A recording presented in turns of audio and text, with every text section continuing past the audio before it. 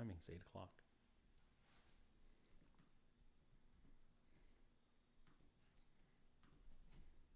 I don't see the notification, though. 50 years of professional football at Cleveland Stadium. They began in 1946 in the old AAFC, and by the time Paul Brown and the Cleveland Browns, they were rolling.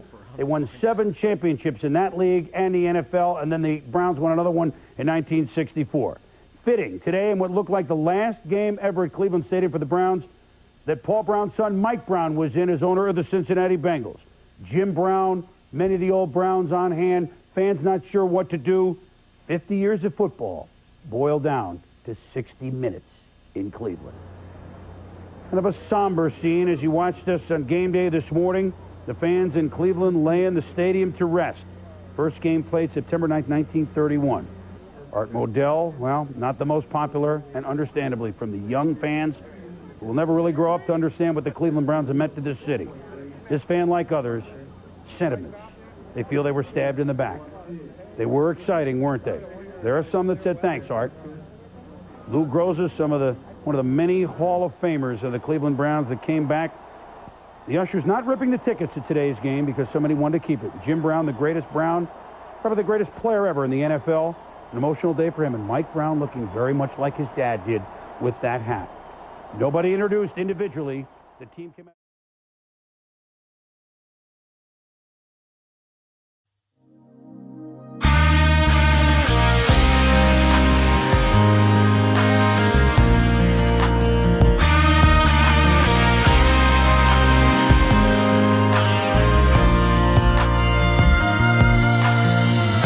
Remind us that we went 0-16, and if you say we haven't won since the 60s, or if you say that River once lit up, that's really nice. Just be a tool if you like, 'cause you know we hate Elway. Right, 88 is more misery that we take. Try that in the dog pound. See how far you make it down Euclid Road. 'Cause in there we feast on Bengals bones. You cross that line in our end zone, it won't take long for you to find out. Try that in the dog pound.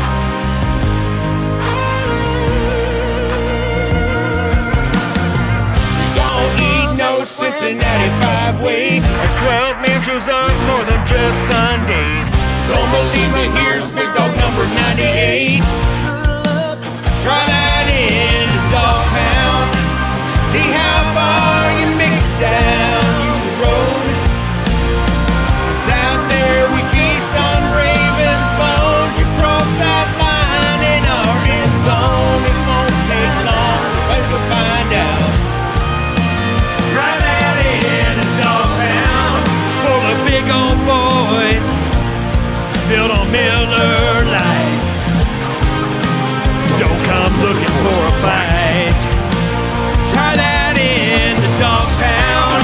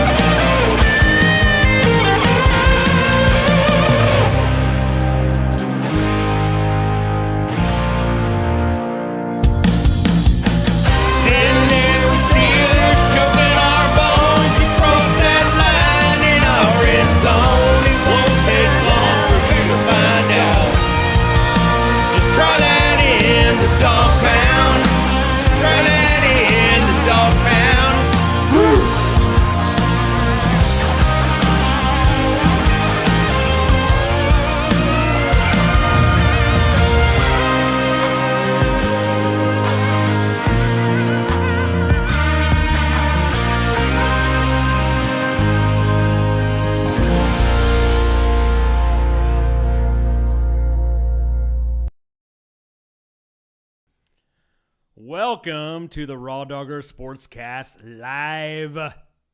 I'm Sean Watson. And I'm Ryan Kessler. And boy, oh boy, what happened this past Sunday? Elite. I had one word, elite, all week. Elite. Ryan, what's your biggest takeaway of this game? mean, Biggest number one takeaway. first snap, you have Darius Smith screaming off the edge and hits Joe Burrow into an erratic throw. The front was exactly what we thought it was going to be. Right. If not, I mean, better. I didn't think anybody thought we were going to hold them to 82 yards passing. No. And, I mean, they had 75 yards rushing, but they had, like, one rush of, like, 15 yards. Yeah, I think Mixon ended up with 56 total. Yeah, you know, but he only had 13 carries. I mean, like. Yeah. Okay. They punted in their first 7 possessions. Unbelievable. And, I mean, the secondary, Grant Delpit looks like the best safety in the league. Right. Martin Emerson looks like one of the top 3 or 4 corners in the league. Absolute steal of the third round. Yeah. 2 years ago. Denzel had him a game. Kind of ticky-tack PI call, but you'll take that. Yeah, that's fine. You're playing man coverage basically the whole fucking game. Well, I'm going to get into that a little bit too. So something we were yelling about last year. Yeah. So, just like you said, Cincy 142 yards total offense, 82 for Burrow. Only 6 total first downs for Cincinnati. That is the lowest total yardage by Burrow as a starter. Yeah. I mean, and his record against the Browns is not good. The Burrow era is bad. It's the Burrow error. Yeah. So just absolutely, and watching the game, going back to that first offensive drive by Cincinnati, and as I was watching it, it just when it came down to the third down play, and he just looked, his eyes are like wide. I mean, he looked like Sam Darnold seeing ghosts out there. He's like, what is this? What's going on? I mean, normally I'm only having to deal with number 95. Now I got, people coming up my ass right up the middle. Right. And it's just, he was just off. I don't know if you want to say he was off. People are saying, well, Burrow just had an off game. No, I mean, our defense made him off. And they made him off more than we've ever seen before. Right. So. Oh, and Frazier, yeah, I'll be at the wedding tomorrow. Actually, hit me up. Well, I want to get together beforehand, but yeah, I know the defense created all of that. Absolutely. Like I went back and watched, Quincy's film review on it, and there was a couple throws that maybe he could have made, but like when you're around a guy that often, even the best are not going to be. They're not going to make the throws that they should. Right. And the ones that they should are few and far between. And when you're getting that kind of pressure consistently, I mean, you're also the quarterback starts getting that nervousness about him, right? Where he's like, maybe he's not taking it. I'm just surprised there wasn't an interception. Absolutely. Emerson should have had the one on the sideline. He just was out of bounds. Correct. But another great one by Emerson there. Burrow, 14 of 31. He took 10 QB hits, including 2 sacks. I actually thought it would be more sacks than that, but 10 QB hits is, I mean, that's anybody. I mean, it's going to make anybody nervous as a quarterback, in a pocket, if you want to call it a pocket. Right. Well, I mean, even like, and the best part too is like watching Dalvin Tomlinson push the pocket up the middle. So right. Like the only thing he could do was try to go out, bounce it out one way, and you're not going to do that with those 2 on the edge. And then Obo had his first sack. Yep, he had a sack. Yep. And of course, Miles with basically the dagger. Yeah, well, we only had 2 sacks all day, right? Right. Yeah, we had 2 sacks. Was unbelievable. Yeah, we were there 10 QB hits, but only 2. Yeah, we were there a lot more. Yeah. A lot more. Well, 17 pressures, right, out of 31. Yes. Quarterbacks. Yes. Yeah, you're getting a plus 50% pressure rate. That's unbelievable. And even when it wasn't a pressure, like it was caving in. Mm-hmm. So going back to that coverage you were talking about, the man coverage. So of course when you man cover too. Yeah. So when you have that kind of push that's coming in the front end or that's going up the front and around the edge or collapsing the pocket, as quickly as it was, you're able to put your men on islands, and you could take more chances. 3 of the best. Yeah, but it also makes it easier on your secondary. Because you're putting so much pressure up there that you got to cover for 2.5 seconds instead of 3.5. Correct. Absolutely. Absolutely. That's all that makes a difference. Right. So Delpit, what we talked about that, but Delpit alone had 8 tackles, 7 solo, tackle for a loss, a pass deflection, and 1 QB hit on his own. Mm-hmm. I'm just playing like a man possessed. He lit him up. Yeah, dude. Some of the run fits that he did from like 12 yards up away from the line of scrimmage. And he was doing that last year. He was just like the only one that was playing run defense last year. Right. Also in coverage, Newsom, Ward, Emerson, holding the big three of Chase, Higgins, and Boyd to 7 of 20. 7 of 20. And Higgins with the big goose egg. 0 catches on 8 targets. I mean, it's funny, you always hear about the announcers talking about, well, Cincinnati really is playing with 2 1s. Well, that guy didn't look like a 5. Right. I mean, he made him, and they were switching out too. But, I mean, Emerson, even, whether it be Chase, whether it be Ward, whoever's covering him, they're just locking him down. And then on top of this, I had a big sigh when I saw that Juan Thornhill was going to be out. I'm like, oh, okay, McLeod, just don't fuck it up. Right. Just don't fuck anything up. And then are we getting him back this week then? Is Thornhill back this week? Haven't heard yet.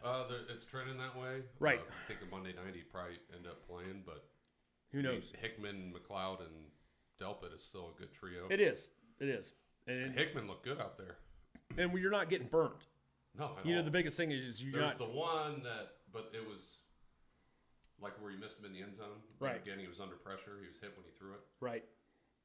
That you could say like Emerson got burnt on that, but they were actually trying to do a screen, and it was blown up so much on that side that he couldn't throw it. So I think it was Higgins that just ran up the sidelines and he chucked it, but he got hit when he threw it. And you're going to have that. Playing this kind of defense, it's going to get burnt once in a while, but again, I'd rather it be that way than death by a million paper cuts or whatever. Right. Sure. So I want to go into this a little bit too. Another pass that people are giving Joe Burrow too is, well, it was raining in Cleveland. Did you see that? Just that one pocket in Cleveland? I mean, just the rain, just right on that.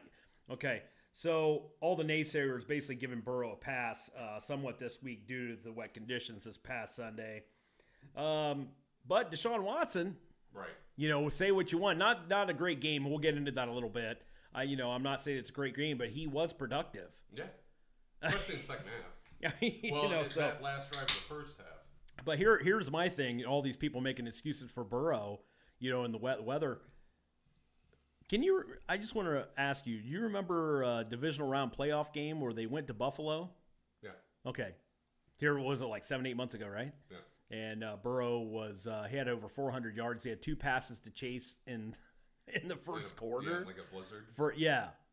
So apparently the weather conditions isn't all that. You know what's all that? The fact that they weren't getting pressure up on Burrow. Right. Yeah. That's the deal. And you weren't getting pressure on Burrow. It was allowing allowing Higgins, allowing Jamar Chase. Allowing them to get open down the field because they weren't putting enough pressure on him. He was too comfortable in there. And they ended up beating the Buffalo Bills. Everybody was kind of shocked about that at Buffalo, 27-10. So anybody that's talking about Burrow, well, it was raining. Burrow had a bad game because it was raining. Okay. The thing is people are saying, oh, Deshaun didn't look that good. It's like, well, in a rain game, that's actually not. He had a 65 QBR. Yeah, it was 65. And he missed some throws for sure, but I even heard that he was he had full body cramps in the first half. So dealing with that and the weather, right? Because it was humid up there. It was raining like that. And he made that one throw to Elijah Moore. It was like 30 yards down the field. It was a dot. Yeah, that was. It was right over the safety's outstretched hand, wasn't it? Right, over the back. Yeah. Yeah, right off that back. And getting to the offense a little bit, too. So we talked about that a little, but the Browns' offensive takeaways. To me, I mean, and I even said it, we were kind of chatting back and forth. Watson, I thought, definitely looked a little off mechanically. And I mean, it wasn't just a matter of the rain. Burrow came out in the second half, put a glove on his throwing hand. But he definitely looked – I just thought his mechanics were a little off. Well, he was trying to overcompensate. You can see that. And I didn't dive into it. I probably should have, but I didn't know if maybe he was not planting his back foot. If he was lifting that back foot, something going, just throwing that ball into the turf. He definitely missed Goodwin on 2 big throws. One of them, though, when they replayed it, they showed that he had pressure up in his face. Yeah. But that one alone, right there, he underthrew him. Definitely would have been a touchdown. Oh, dude, it should have been 50 to 3. Yeah. Honestly. Yeah. So he also had I know at least 5 bad passes, at least 5 bad throws by Deshaun in that. A couple into the ground to Elijah Moore and one to Donovan Peoples-Jones. So, but like you said, 158 had a QBR of 65. He had a rushing touchdown. He had another one to Harrison Bryant. there. Somebody on the made throw. some money on that fucking. Yeah, they did. Yeah, they player did. prop. Yeah, absolutely. So, I also want to get into this. I'm not going to leave my man Nick Chubb out there in the cold. Nick Chubb just being Nick Chubb again. The biggest difference, though, I mean, he was 18 carries for 108 yards. Ford came in. Of course, he had that one, bad fumble, and I was just face slapping myself. I'm like, okay, here we go. We got them where they want. We fumbled the ball, and then they ended up being their only score, wasn't it? Wasn't it McPherson hit the field goal? Wasn't that on that drive? Yeah. So. Yeah, the only reason they got 3 points is that PI. Yes. I mean, they did. He'd missed that 51-yarder, but that's into the dog pound. That's always hard. Right. You should try that in a dog pound. Right. Right. So to me, though, with Chubb, the biggest difference, and I think you're going to see a lot more of this year with this spread type look that the Browns are going to run a lot more. A lot of the 5 wide, putting Nick Chubb also out, empty backfield. You're going to see more targets. I mean, he had 4 receptions on Sunday out of 4 targets. He's going to break away. I mean, this West Coast style offense is definitely going to lead to some big runs, when they start opening up the lanes, because they're going to have to try to cover all these guys, and they can't cover, and they're going to have to respect it, and then they're going to have to go man, and then Nick Chubb's going to get out, and he's going to break some open. Yeah, well, Marquise was it Goodwin or Godwin? Goodwin? Good one, yeah. Him being back is huge because you have him, Elijah, Cooper obviously out there, DPJ. They have a lot more wide receiver help than they had last year. Right. And even the rookie, he's going to get some time, I think, as the year goes along. And yeah, like you said, the offense, you could see in the first half they're trying to spread it out. I thought the rain was going to quit because it was starting rain when we got up there. I thought it was going to quit before the game started. It almost seemed like it just kind of hovered around there on the map. I mean, it was just swirled right around. And it was just like that. Tiny little bit. So I do like the fact too that they were doing a lot of the same thing they did with Hunt last year. Is they were letting Hunt have an offensive possession. Even later in the game, they put Ford back in. Yeah, Ford didn't look bad. He had the fumble. But also it's taken that heat off of Chubb. Yeah. And also the spread that we're talking about. He still got 22 carries. Yeah, the spread that we're talking about is also going to prolong the life of Chubb, and that's what we need. I mean, we want that. We know we got a stud. Let's just prolong his career. Well, yeah, and he might just be one of those guys like an Adrian Peterson where he's just going to be good, or Frank Gore, he's just going to be good for 10 or 12 years. Right, which would be no problem. Right, and love it. He's got his contract coming up, I think, after next year. I don't see them not re-signing him. No, I can't see it either. I just can't see it. I mean, and actually, we were talking about the contract that Chubb got and how kind of low it was, but it doesn't look so low now. Right. Especially with the way the devaluation of these running backs. Right, and he'll probably sign again for 13 a year or 12 Good. a year. And I think at this point, Chubb working on a Hall of Fame type career already. I don't think it's too early to say that, but I think at this point, Chubb just wants a winner. And he would be willing to renegotiate or take less money to go ahead and keep some people in there. Yeah, absolutely. Well, and 12 or 13 million ain't gonna break the bank for him. No. Miles is going to be making 30 probably at some point. The cap's just going to keep going up. It is. And we have 40 million in cap room right now. Mm-hmm. And they're going to roll that over unless at some point they want to go out and get a Aaron Donald or I've seen that they're not going to trade Mike Evans, but if that becomes a possibility, maybe you want to do that. They're flexible. Right. And I think what you can say what you want about the Browns, but the front office is smart. Sure. Especially when it comes to the cap. So I don't think they're going to run into. I mean, Andrew Berry definitely kicking that can down the road. Well, absolutely, but you look at the Saints every year; they're $40 million under every time and we go in. Well, we have the most cap space and everybody, but oh no, we're paying our quarterback $50 million a year. Right. Okay, the third facet of it is the special teams, and how good was it? So Hopkins 3 for 3 on field goals, end over end kicks. Oh, nothing too hard, but I mean, still was in the rain. Right. Okay, so you got to make those 40 to 50 yarders. Sure. And he looks like he had enough leg to hit for 55. Yeah, and he also had a tackle to go along with this, along with 1 for 1 on extra points. So I mean, the guy sacrificed his body at least one time to make a tackle here. And I love that they went for 2 to make it 24. Sure, why not? Fuck them. Why not? Right Went out, for 2 absolutely. because he couldn't go for 3. Right. All right. So anything else you really want to cover in this game except, I mean, I don't even know what to say. I cannot wait for the Monday night game because I think the weather's going to be good there. Yep. We're going to get into that Yeah. right now. So we play Monday night this week, 8:30. There's actually 2 Monday night games this week. Which is weird. Yeah, I don't know why they didn't have it on the initial week, but well, yeah, and they're not doubling it up again until like week 14. yeah, who knows? Hey, the NFL. I'm not going to doubt what they decide to do. They know how to make money. They know how to absolutely. They're the king for a reason.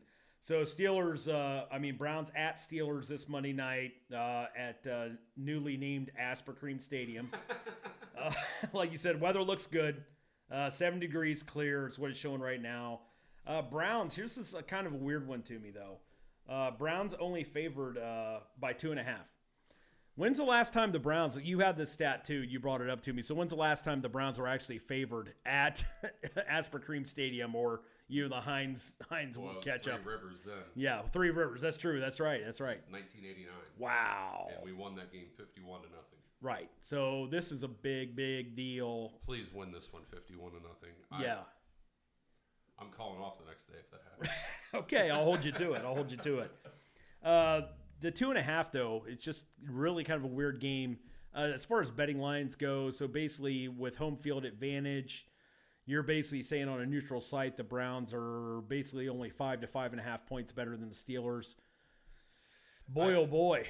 Again, I think, and it's weird because none of the talk after that game, very little of it was about the Browns. It was about the Bengals, right? Not playing well. And I'll say this: it's probably we have to go out there and prove it. So you go out there, you kick some ass, then I think they're going to get the respect that they deserve. But it is weird, right? Because Pittsburgh got absolutely demolished by basically the same type defense, the same way that we demolished Cincinnati, right? Well, I was going to bring that up too. The Browns defense is built very, very similar to the 49ers. I could make the argument, though, that our back end is better than the Niners. Their front's probably better. And they probably have better linebackers. And better linebackers, right. Yeah. So they can, But our front is probably it's very good. Very close. Yeah, it's close. I guess depth-wise, it might be. Yeah. So I guess maybe I misspoke there, but yeah, with their front, you got Nick Bosa. Hopefully Bosa stays healthy. I definitely like to see it. Of course, he just got paid. But also, as far as Nick Chubb and Christian McCaffrey, and Debo wasn't really a big factor in this game. Brandon Ayuk had 2 touchdowns, but also then Christian McCaffrey, you just kind of turned it on. And I'm not saying Nick Chubb's Christian McCaffrey, but Nick Chubb's Nick Chubb. He's a better runner. But you could see it, but stay tuned is what I'm saying, because you could see this with this spread look that we're about to take off, and Nick Chubb could go along those lines and have a possible game where he's got a reception touchdown, he's got a rushing touchdown. Yeah, he could have 6 receptions for 48 yards and a touchdown. That was the other thing I was going to bring up too. So Nick Chubb, I believe last year, I looked this up, I think he's averaged about, over the last 3 seasons, somewhere in the neighborhood 22, 23 receptions a year. His lowest was 3 years ago, I think at 20. Last year he might have had 27. So he's on a pace right now. And I'm not saying he's going to get 4 every game, but I really, really look forward to him getting out in space and using that more. You want to have, even a 17-game season, if he has 45 to 55 receptions. Sure. Because the other backs are going to be out there, probably get some receptions as well. But you want to use a screen or 2 a game. Mm-hmm. And I think, too, you have a quarterback that's not going to be afraid to dump it down and actually be able to do it. That's exactly right there.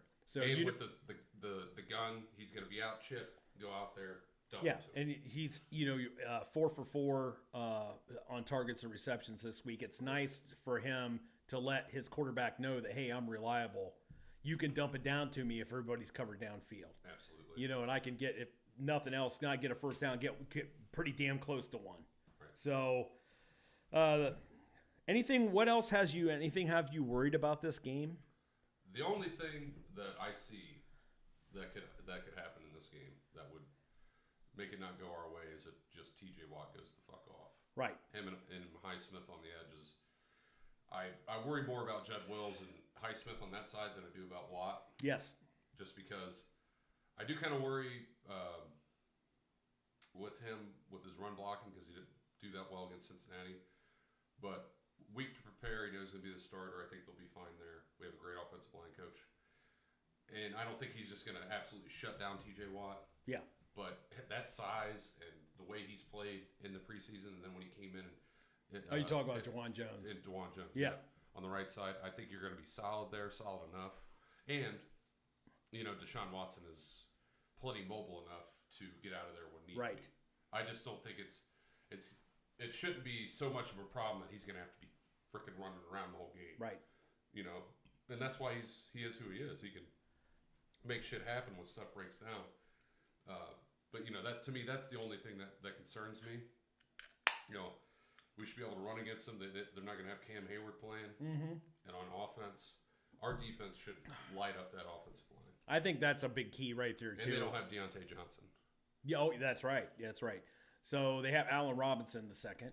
And they got Pickens. He'll have 6 receptions for 30 yards. Right. And you got Pickens. Okay, but he'll probably make a stupid catch here or there. He could. But just like you said, we can live with that. We can live with a catch. A burner catch, sure.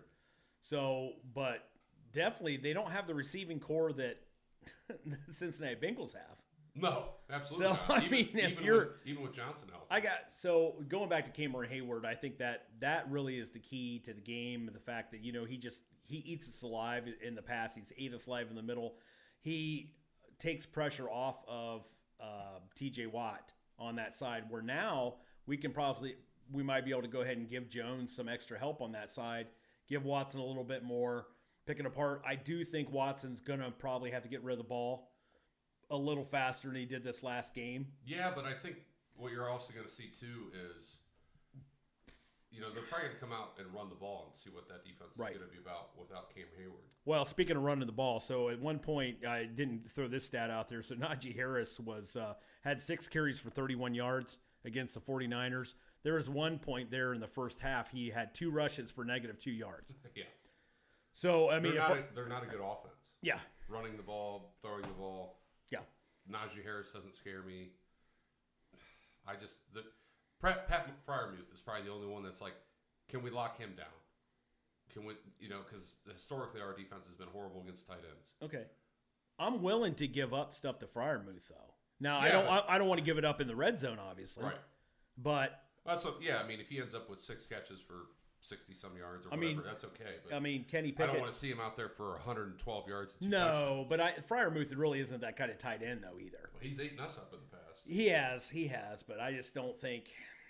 Well, Joe Woods is at the helm right. too. Well, that's what I'm saying. If you lock him down and make Kenny Pickett make unbelievable throws on the outside to our corners or with safety help over top, good luck.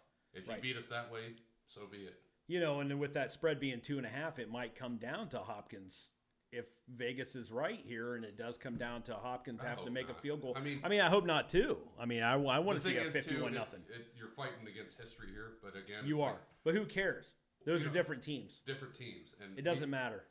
We're obviously going in there with a better team, better offensive line, better defensive line, better running backs, better wide receivers, better corners. I mean, the only thing they might have on us just because T.J. Watt and Highsmith are considered linebackers. You could say they have better linebackers. Okay. That's about the only thing they really have better than us. Right. So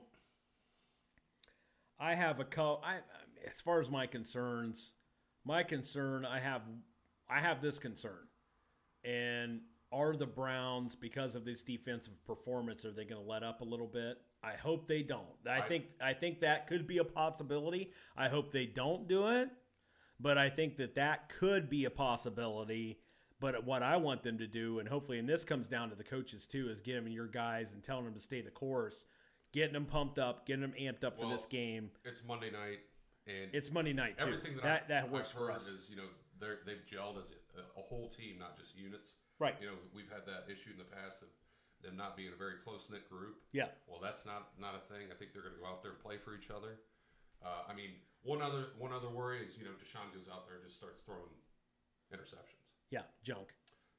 That could happen. And But he had the one INT this past Sunday. Tipped. It got tipped there though. It got tipped. It barely got tipped, but it was enough to set the trajectory of the ball off. And a lot of things that I've seen videos guys talking about the game is that they didn't bring up is the clock in Deshaun's head to me was good. He didn't stand in the pocket too long. Right. I mean, he took 2 sacks? Maybe one? I think he maybe. But maybe a lot had of 2 his sacks throws in were there. from the pocket, and then when he got 3. out, No, I think he took 3. He took Okay. 3, I believe. Did he? I saw the stat line. it just seemed to me like the clock in his head was a lot faster than it was last year. Like Yeah. he was just standing there waiting. Like he hit that one to DPJ on the sideline over the backer. Yeah. In front of the corner, beautiful. Oh, that's the throw. one earlier that I was talking I about. was talking about the other one I was talking about was that Elijah Moore throw down the field. Oh, That was yeah. a dart. Yeah. That DPJ throws, that's the one I was talking about. He just dropped that in. That there. was elite. Yeah, that was great.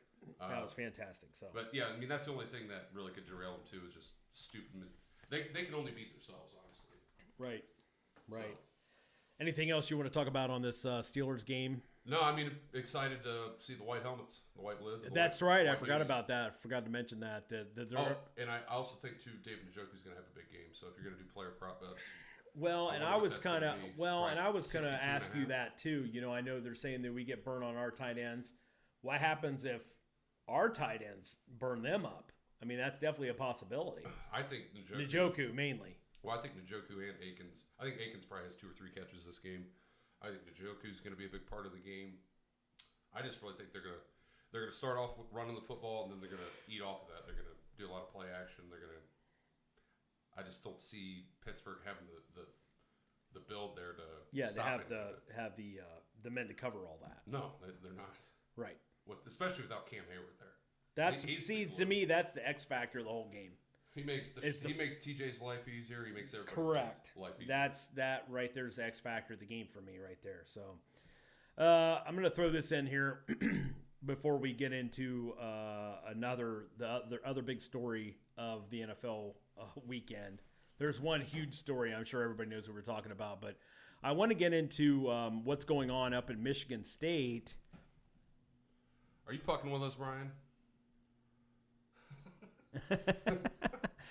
Anyway, I want to go with what's going on with Michigan State and their coach Mel Tucker, who was fired this past week. Dun dun dun dun dun dun.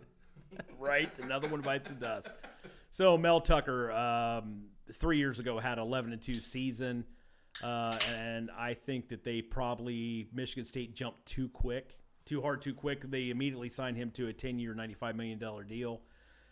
He was the defensive coordinator for the Georgia Bulldogs and the head coach of the Colorado Buffaloes. Prime's job now. Right. Before that, I think that they jumped and kind of a lackluster year for them last year.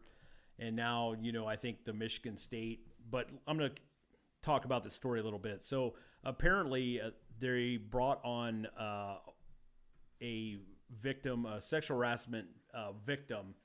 Her name's Brenda Tracy, and they brought her onto campus up at Michigan State to basically talk and heed the warnings to all, I would assume mainly the athletic department and the athletes around Michigan State, not to put yourself in the kind of position, to, for lack of a better term, get yourself out of a situation before it occurs. Right. When it becomes a sexual harassment or, rape type situation. But come to find out, apparently, that after the investigation, that Mel Tucker and her started having maybe what would be considered a Spartan fling. Relations, yes. So my special lady friend, man. We don't really know that yet. I mean, Mel Tucker, well, it doesn't really matter now, but because Mel Tucker immediately got fired. But I think the biggest thing on this is there was someone in the neighborhood, Clay Travis reported it, that there was someone in the neighborhood of like 27 phone calls late at night with an average time of 30 minutes to this Brenda Tracy, who they believe may have become romantically involved with Brenda Tracy. And during that time, I don't know exactly what happened. I don't know if he decided to go ahead and kind of break it off with her. she got pissed off probably, or Mel Tucker's wife found out about what was going on. He decided to break ties with her, and immediately she starts crying wolf. Mel Tucker is now out the door at Michigan State. Basically going to lose $80 million of that $95 million contract. And Michigan State is using it to its fullest extent. Absolutely. So, Michigan State... The media's not going to push back on it. No, they're not. So that's the thing with the Michigan State. The whole hubbub about this to me is Michigan State's having some buyer's remorse here. Maybe Mel Tucker, maybe we did jump too quick, and this guy's not worth $95 million. How can we get him out here and still save a ton of money? Right. So, anyway, what's your thoughts on that? Maybe we'll finally get to a place in this world where, you're innocent until proven guilty, and everybody gets to see the facts and makes judgments off of that instead of believe women. Right. Right. Which, right. Shit does happen. Men are pigs, whatever. But when you have 30 or 27 phone calls that average over a half an hour at night, she was getting sexually harassed. Why are you doing that? Right. If this is a sexual predator, why are you making these phone calls? And a guy that's never had it on his record. Right. Let alone the tweet, or let alone the text messages. That were wiped. Which were wiped. Yeah. They don't have access to those after the Title IX investigation. So, it definitely smells to high heaven up there in Lansing right now. Right. Rip Mel Tucker, but the guy's going to get hired somewhere. Yeah, he's going to get a DC job somewhere. Yeah, he probably will. Position coach. Yep. And maybe we can get him over to High State. Depending on what goes on. Well, if Urban gets hired back here, he'll be there. Absolutely. So, the other big news, I'm going to jump off to this. Everybody knows about it. Aaron Rodgers, probably the biggest story of the NFL weekend. On Monday night, the Jets had a home game on the anniversary of 9/11. Oof, man. And within the first 4 plays, Aaron Rodgers goes down. Didn't even complete a pass. Oh, man. MRI on Monday, or MRI the next day, immediately has a torn Achilles. So and I knew that's what it was as soon as he went back down. Out for the season. Extremely hard rehab on any athlete, let alone a quarterback that's going to be 40 years old in December. And the other thing is Rodgers took a pay cut, restructured that $50 million deal before the beginning, in the offseason. Of course, you had all the hoopla about Hard Knocks. You know what? That Hard Knocks curse is it might be staying true here. I don't know, but yeah. Well, I wouldn't say Detroit was cursed. No, that's true. Yeah, but they were the season before though. They were last year. I'm talking about this year's Hard Knocks was the Jets. I know, but yeah. I mean, Detroit had a great season last year. They had a good season, but man, oh man. So here's my question to you: is Rodgers gonna try to make a comeback? He said on Pat McAfee today that he's going to on Tuesday. He'll be back. Yeah, he's gonna do it. From what I'm hearing, this is you're talking about like 3 months inside of like a knee scooter. And it could be longer. And it takes you 6 to 8 months even to feel decent again. Right. Much less be ready for anything. Like, the good thing for this is it happened week 1. Yes. So, best case scenario is he's back for training camp next year. Right. Or a couple weeks in. That's sure. Best case scenario. Well, right. The thing with him, though, is if he gets a couple weeks before, you'd think he'd be all right, even if he comes out a little rusty. But mentally, how's that going to affect him? And even physically. Because he has one to use his legs. And he's going to, and I know it's easy for him to get on McAfee right now. It just happened this week and say, yeah, I'm going to do it. But he hasn't started through any of this yet. Being a 40-year-old quarterback, soon to be 40-year-old quarterback, he hasn't had to start down this road of where it might take even a 24-year-old athlete to have a hard rehab with an Achilles tear. Jakeem Grant blew his Yes. Achilles last year. Yep. And Good example. Finally came back. And then he gets popped. Yeah. Blows his knee out on the first Yeah. freaking kick return. You feel for those guys. It's just like Jack Conklin. It seems like every time he gets back, he actually looked good when he was out there. And then Jed Wills blows a block, and dude gets thrown right into his freaking knee. Jed fucking Wills. Jed fucking Wills. I mean, if there is a soft spot, Juwan Jones, it's not it. No. Wills on his 5th year tryout here. You'd almost like put fucking Batonio out there to left. Put Hubbard over there, right? Or Hubbard, yeah. Put Hubbard in. He's a bigger guy. Fuck it. Right. Sit Will's ass down, man. Right. Sit him down. I mean, because you're not getting shit for him. Sit him down. Right. Or I'd say put Batonio out there and put Dunn at left guard. Well, that's fine. Batonio's played games at left tackle. Well, and do it. Played well. Do it. I don't care. I mean, I think Wills, I'm going to tell you this. Anything comes along that blind side that's remotely happening to Watson, I mean, Wills. It's not Batonio. Yeah. Wills is going to get sat down. He has to get sat down, right? I would think Hubbard's ready, but I don't know. That's, because the thing with Wills is it's so up and down. He'll have a game where he goes out there and plays well. Right. And then the next game he just looks like he's high as balls, doesn't give a shit. Right. And it doesn't make sense. It doesn't. Doesn't mean you get the consistency, though. I mean, you're in your 5th year.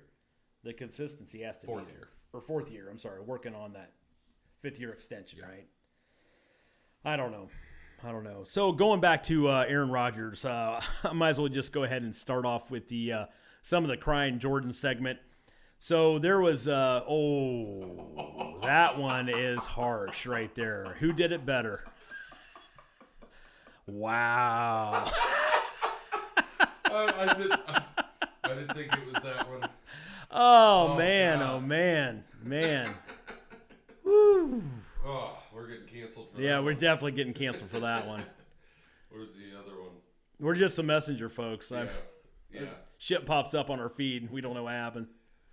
Oh shit, where's the other one? Oh. Yeah, we might as well go through this one out there too. But yeah,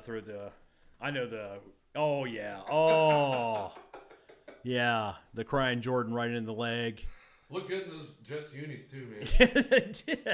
They did. They look good. Look good. So I'm going to go ahead and then also start off the Crying Jordan segment here. So there's a story that came out. And I don't know how I missed this. I didn't find it out until yesterday. But Jack's American Pub in Milwaukee went ahead and decided to go ahead and give free alcohol, free beer, and 1 serving of wings to any bar patrons that were there, and they had to start a tab. Here's the deal. Anytime the Jets lost, the deal was that Aaron Rodgers had to start for the Jets.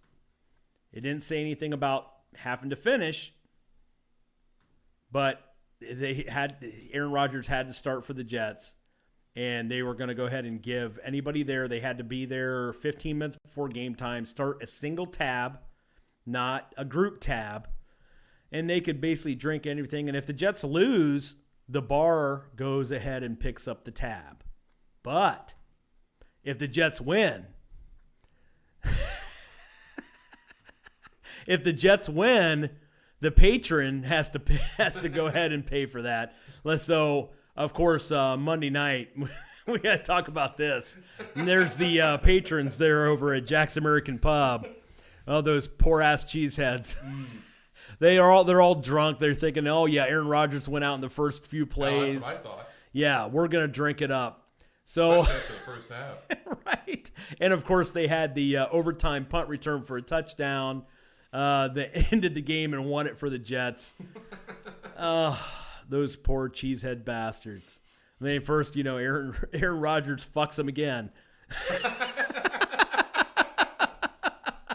Just this time wearing a different green. Yeah, exactly. So that game a little bit, though, too. I mean, how bad was Josh Allen that game? I mean, he had 3 picks. Oof. Right? The huge L. Good luck breaking down that folding table.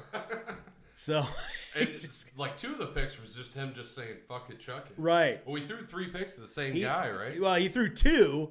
2, they're like gimmies, but he threw 3 picks, and then he had the same guy. Yeah, but then he had a fumble also in the game. Should've been standing there. Yeah. But he had 4 turnovers total. So, all those cheeseheads at that bar didn't see Josh Allen having 4 turnovers. One of them, the fumble, was really late. It was like in the fourth quarter, which basically forced that overtime situation to the Jets. Right. But wow. Yeah. And that's like one of the infamous pictures. Look at Drake in the background there in the Bretts. But yeah, they panned to that guy just flipping off the camera right during the game. Oh. But hopefully that guy stayed around and, for the overtime win. But even though but that dude, I didn't see. Who's that? I didn't see the shit in the background, dude. That's great. Oh, yeah. Is that Vanderbeek back there on the right? Yes.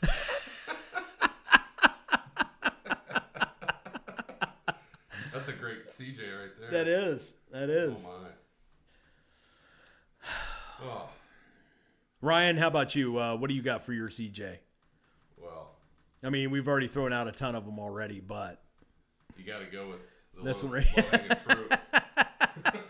Of course, Joe Burrow getting that huge NFL record contract right before he plays the Browns. Well, that's 82 yards. So was that per year? 37,000. No, it was in that game alone. It was. I know. Yeah, $37,000 per yard in the game against the Browns. That's for his yearly salary. Yeah, right. So it's even more for the total. Oh man, the Red Rocket just automatically turning into Joe Burrow turning into the Red Rocket right before our eyes. God, look at those poor. Oh, there we go. Oh, there's a good one. I gotta get this one in there though. I didn't get it in there earlier. Oh, yeah. Of course, Jamar Chase just running his sewer, running his mouth, and then continues. Cleveland's Cleveland.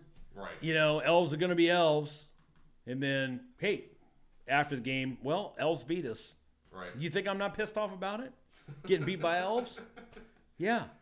Every time? That's the thing is like, so they keep talking shit like every time before they play us. Sure. Every time. And almost every time we beat them. Right. And usually handily. This is what's going to be great. So and I will give you this. So, Cincinnati started off slow last year. They lost to Pittsburgh, and then I think they lost to Jets the week 2. They started off 0-2.